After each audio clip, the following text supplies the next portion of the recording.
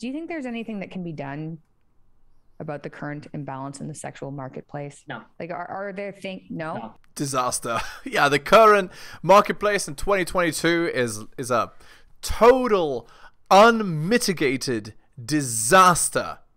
It's a disaster in 2022, guys. That's it. No, that's just no. I'm sorry to be negative, but this is just how it is. Again, we're talking about reality, as it were, and I think that this sort of phenomenon just plays itself out, right? We're on a path that is not a recent thing, right? This has been going on since the 1960s with the invention.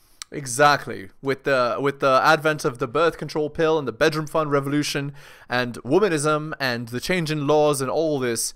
And he's saying it's going to play itself out. Here's what I think. I think natural selection, right?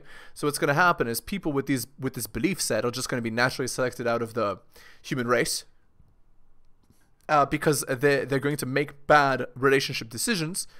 And as a result of making those bad decisions, they won't reproduce, or they'll reproduce at a later age and have weaker children, which then get outcompeted later.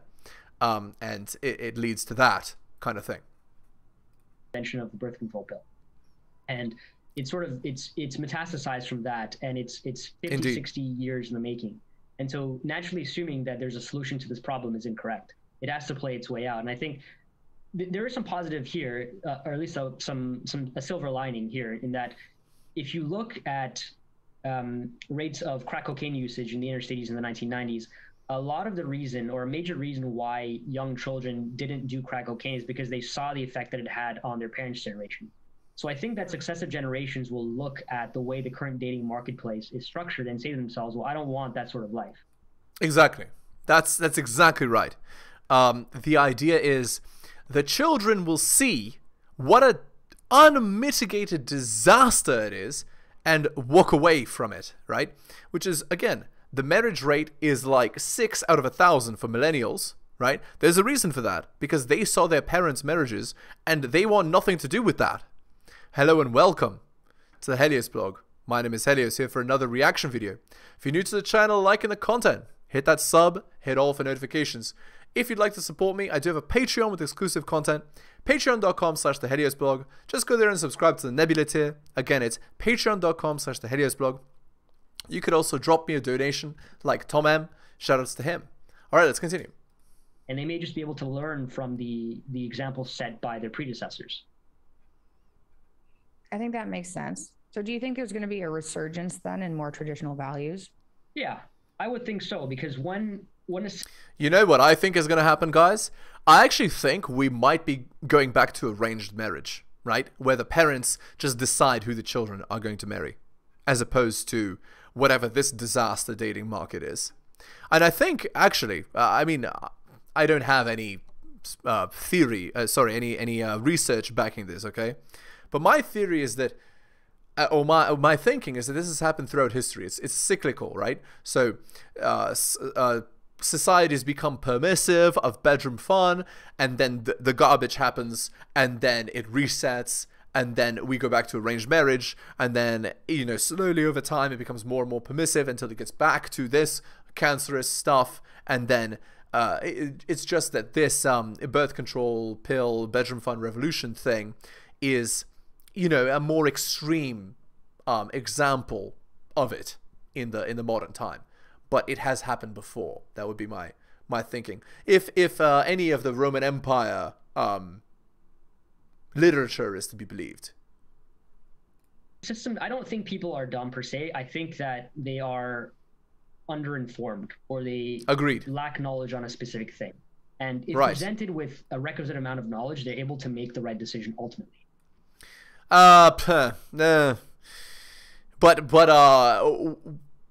We can link this to, I think an episode or two ago I had a quote by Schopenhauer, which is like the truth, right? It goes through 3 phases. Like the first phase, it's vehemently opposed. The second phase is the first phase is it's totally denied. The second is vehemently opposed, and the third is it's just taken as fact, right? So the way that the world works right now, the real way it works, which has been obfuscated for like 60 years, is just going to be revealed, right? and in a few years, it'll just be a matter of course. Everybody will just know. The average person will know exactly how the world works and will make decisions based on that. And I don't think that's just at the individual level. I think that is at the societal level. Agreed. And if a lot The of laws people will are very change. much aware, Something important is this. The marriage laws will need to be reformed in the West if anything is to change. Because right now the alimony, child support, divorce, court, garbage that's happening is exploitative and gigantically, hugely, magnificently destructive for children's lives and for the lives of men. And until that's changed, I think the marriage rate will either be 6 out of 1,000 or continue to decline even past this point. I think that's a very likely situation. aware of how the dating marketplace is structured and the deleterious effects of it, they're more than likely to restructure the way that they go about engaging with relationships with the people around them. Indeed. I completely agree. I think that's why freedom of speech is so important too. Because if you just let people have information, like we're smart enough, I'd say on average, smart enough to look at the information and then come to conclusions. If you have all of the information, right? And yeah, except free speech is greatly limited in modern society, right? And it's limited by corporations, right? Like there's certain things you can say on YouTube, and there's certain things you can't say on YouTube. There's certain things you can say on Facebook, and there's certain things you can't say on Facebook. And the reason, or you know, whatever, Twitter, etc. And the reason is because, and TikTok, etc. The reason is because these companies care more about money than they care about human happiness, right? They don't care that they're causing the suffering and destruction of an entire generation if they make money off it, right? And so you can't tell the truth about female nature. You can't tell the truth about what men should be doing. You can't, you know, you have to hide your face if you talk about the truth. And you can shout it to the skies, lies and slander of men, and that's allowed if you're saying stuff that's against men. Like that is a gigantic travesty of our time, if you ask me.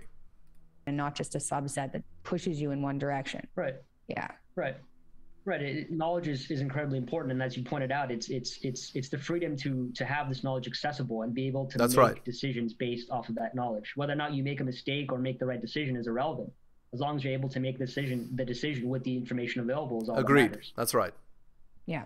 That's why grassroots movements like the Red Pill are so important. It's because without full information, without the truth, without real information, men get absolutely sideswiped. They get absolutely slammed by reality.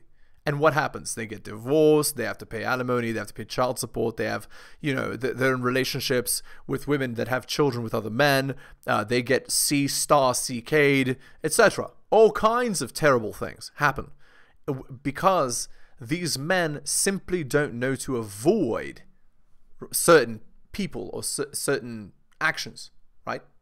They don't know because they don't know the truth. I agree.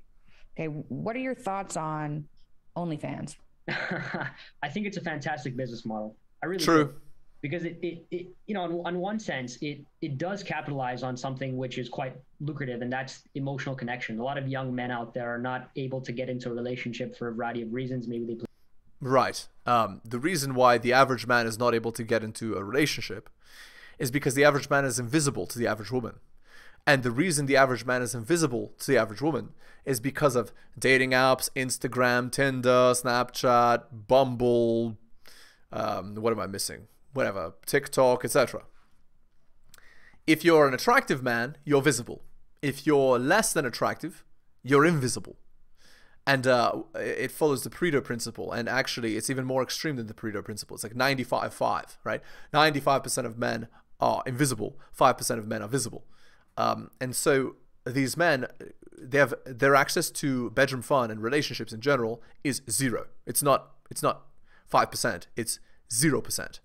And so because of that, these men seek refuge. And where do they seek it? They seek it in spicy content, and they seek it in OF, right? Where you can basically pay a girl to pretend to be your girlfriend, or, you know, and that even happens on Twitch, right? You pay these girls that, like, you know, they give you attention for money, but they're not doing it genuinely. They're doing it to enrich themselves and use you as a John, effectively. And they destroy their own lives. But even worse is these men that are doing it are promoting the cultural destruction, right, of the West through their actions. So it's just awful. All right, anyway, let's look at this article called Up the Alpha by Rollo Tomasi. As expected, the alpha to beta trait dichotomy was inferred from last week's post, courtesy of commentator Ad42do. Do you disagree with Athol K that the best option for a woman is a man with both alpha and beta traits? That is to say, wouldn't a man with great genes, physicality, confidence, as well as financial stability and kindness be the perfect man for a woman? Wouldn't that satisfy both the short-term and long-term mating strategies? I get the sense that it is an absence of men that have both traits that women seek out these different qualities in separate men under short and long-term circumstances. I covered this a while ago in Schedules of Mating, and as recently as your friend, I'm not going to say that word, on YouTube. This want for the perfect amalgam of hot alpha and parentally invested beta is literally hard-coded into women's brains and endocrine system. From the most rudimentary level, the conflict that hypergamy instills in women is due to this want of fusing together the arousing alpha with the attractive beta in the same man. Thus was women's pluralistic bedroom fun strategy evolved.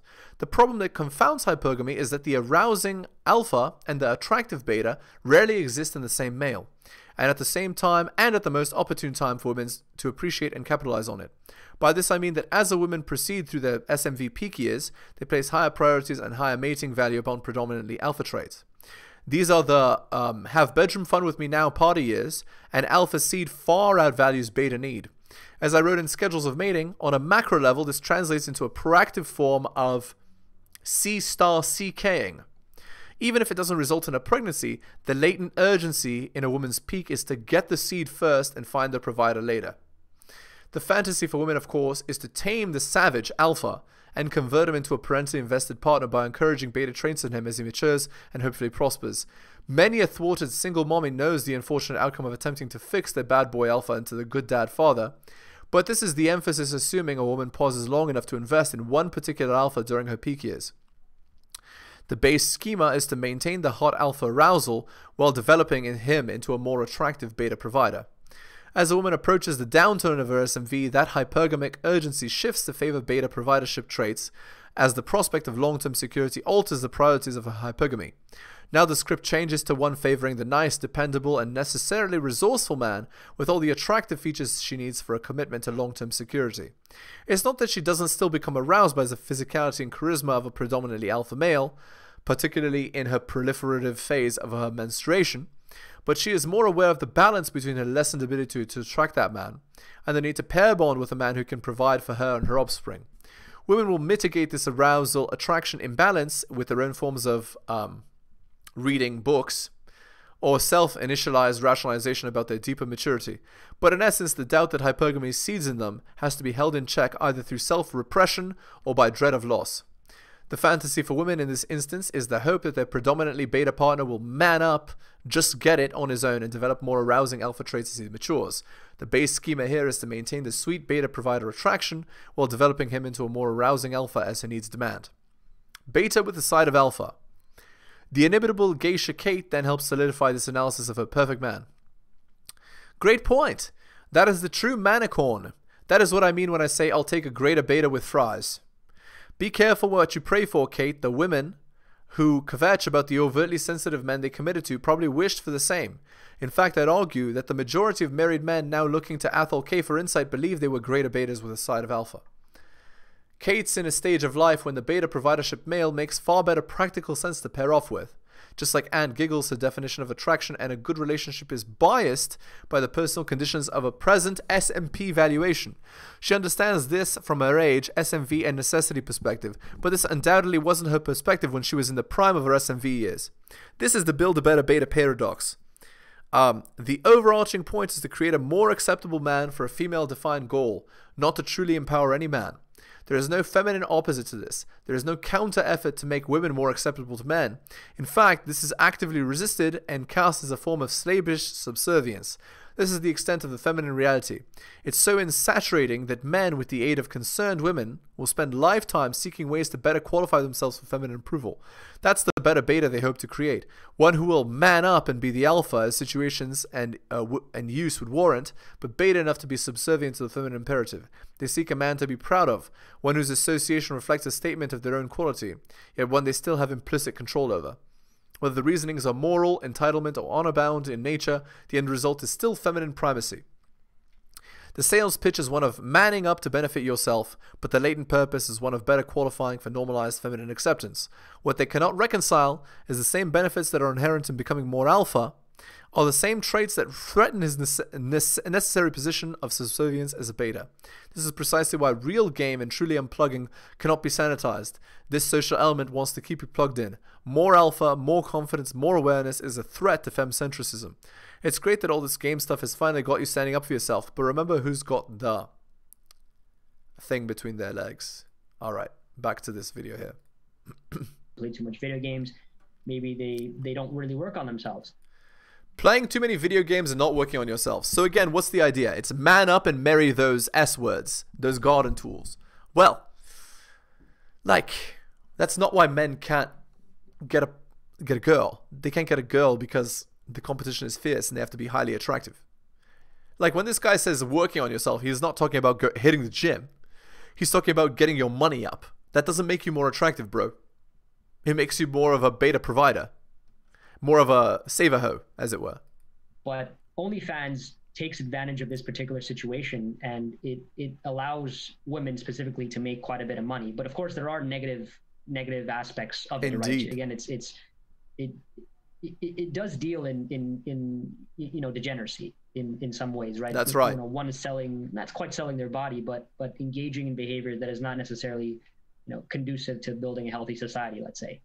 That's right, and actually it is selling your body. It's just selling your body online versus selling it in person. Again, what man would want to date a girl that sold her stuff for $4.99?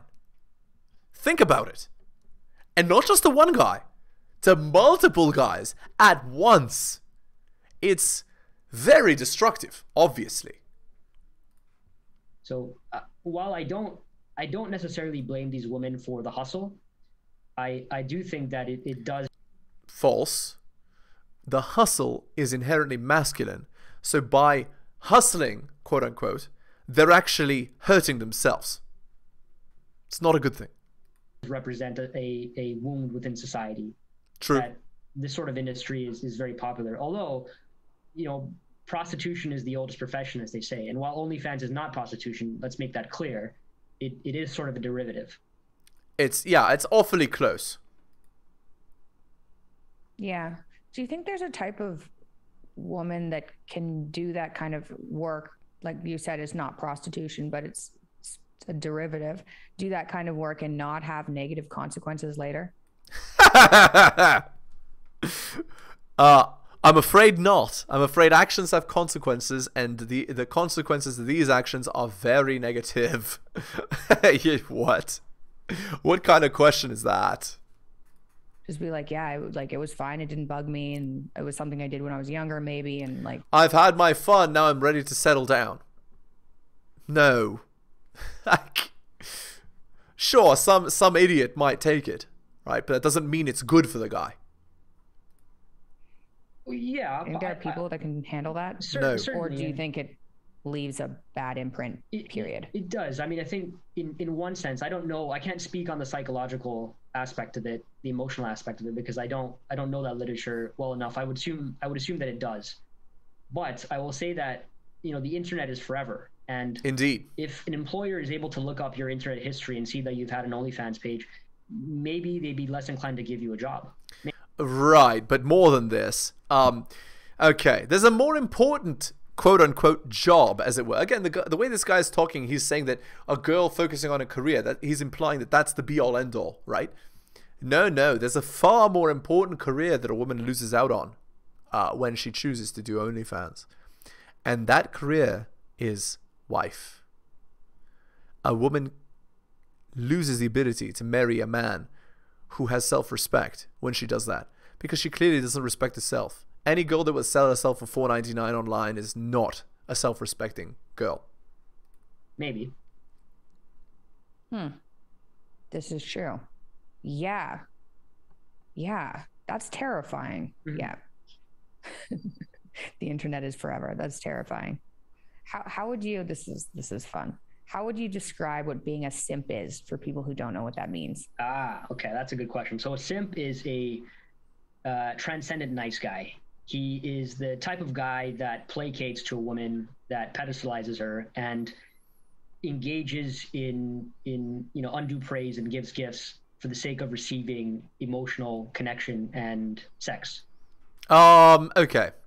So, oh no, he did say for the sake of. That's right. So the guy is behaving in a transactional manner, right? But a lot of these, like, quote unquote simps, right? They don't do it for any kind of return. They do it without any hope of return. They just give praise and validation to these girls just because. And obviously that's awful, right? Because by doing that, they overinflate these girls' egos. And because they overinflate these girls' egos, these girls then believe that they're better than the average man. And so the average man becomes even more invisible to the average woman. So there is no emotional connection. There is no genuine interest in a woman. He's simply doing it because praising her and giving her gifts because he wants something in return. No. That's actually false. That's not what a S-star MP is. No. No, he does genuinely like her. He just believes that that is the way to get what he wants. His game is pedestalization, buying her gifts, taking her to $200 dinners, praising her, constantly giving her attention, constantly giving her validation. He believes that that is what works. That he's brainwashed. That's what a S-star MP is. So simp is, I think within modern parlance, it's used to describe a male that is subservient. True. Wow. That might have been the best definition of a simp that I've heard. Thank you. That was, yeah. I always thought that totally makes sense too. I always thought it was kind of a man who's probably more agreeable. No, it's a loser. It's a guy who believes that by sacrificing himself, he will get what he wants, not realizing that it's actually destroying him. And is being nice out of guilt or something, but you think it's just a direct transaction. It's do things nice to receive sex, basically. Yes, it's accurate. Creepier. Yeah, for sure. I think it's Machiavellian nature, and I think the term No, it's not Machiavellian. What? It's not Machiavellian, and it's funny that she says it's creepy. No, well, yeah, it is creepy, right? Because the guy is by definition a loser if he's doing that, and a woman's instinct is to think of that as creepy. Even imagining that is creepy. All right, on to the Reddit post here. My fiance fell in love with someone else. My fiance cheated. My fiance of 7 months and partner of 7 years cheated on me with a colleague over a 3-month or so affair, emotionally and physically. As he was coming clean, he didn't initially tell me the entire truth because he said he was afraid that would be the straw that broke the camel's back. He thought he was falling in love with her but decided to come clean. Said he was unhappy in our relationship and unhappy in his life. The life feels empty, he struggles to do the things he loves, feels like a failure. He said he wanted a fresh start and that he actively pursued the affair. They were physically together during the 2 work conferences. I knew something had changed over the last few months and expressed it, and we even made a plan to be communicating in a more fulfilling way while he was on his work trip. The work trip, he became even more physically involved with this married woman who wants to be out of her marriage, according to him. During this trip, he would check in with me, ask how communication was, all while spending every night with her. He returned from his trip and still for 2 weeks texted and called with this woman, including bedroom fun texts. He says he wants to stay together and go into individual couples counseling. Am I being sold a bill of goods? Our relationship had issues of communication, but overall I would try to bond and connect and had really committed to the new chapter of marriage. He'd also been wanting to start a family and we're actively trying during this entire time. I'm having a hard time understanding why he did this and why he wants to stay. Why not leave if you're unhappy? Why the affair? How can you feel in love with an affair when you supposedly love someone else? Am I to believe the old adage that if you fall in love while you're in love, it's the second relationship that's true? Any thoughts are appreciated, mostly looking for community and shared experience. Okay, so basically the girl treats her husband bad, he goes and cheats on her, but he still wants to stay. Yeah, guys, like, this is the sort of thing that happens when the marriage is quote-unquote unfulfilling, right? The guy has married a girl that treats him like garbage, and then he goes and cheats. That's what happened. Now, I wouldn't recommend this in 2022. Better not to get married at all, because if you go and cheat and then she divorces you, well, guess what? You still have to pay and you lose your kids. Of course, he doesn't have any kids, but you get what I'm saying. All right, top comment here. 356. Get your finances in order to ditch him. Don't give him a free pass. He already showed you he'll cheat on you. If you don't have children with him, you can afford to. Drop him. Okay. 113 upvotes. If you really stay with him, and I believe that you have no self-respect at all, if you do, dump his bum. Don't be so naive. He'll cheat on you again and doesn't love you. Cheaters suck and you deserve better. 59 upvotes. Unfortunately, you're all three. Open-hearted, naive, and blind. He'll not change and he didn't even regret it. Don't waste your time. You don't have kids and you're not married, so it's easier now to leave him, and most importantly, don't let him manipulate you. No matter what he says doesn't change anything. He doesn't truly love you. So again, guys, all the comments are encouraging her to leave him. Because, of course, women are favored in divorce. So, all right, guys. That's it for today. Again, if you're new to the channel, liking the content, hit that sub, hit all for notifications. If you'd like to support me, I do have a Patreon with exclusive content, patreon.com/theheliosblog. Just go there and subscribe to the Nebula tier. Again, it's patreon.com/theheliosblog. You could also drop me a donation like Tom M here, shoutouts to him. Again, guys, thank you so much for listening. If you took the time out of your busy day to listen to the end of the video, I really do appreciate it. You guys are wonderful, and I will see you next time.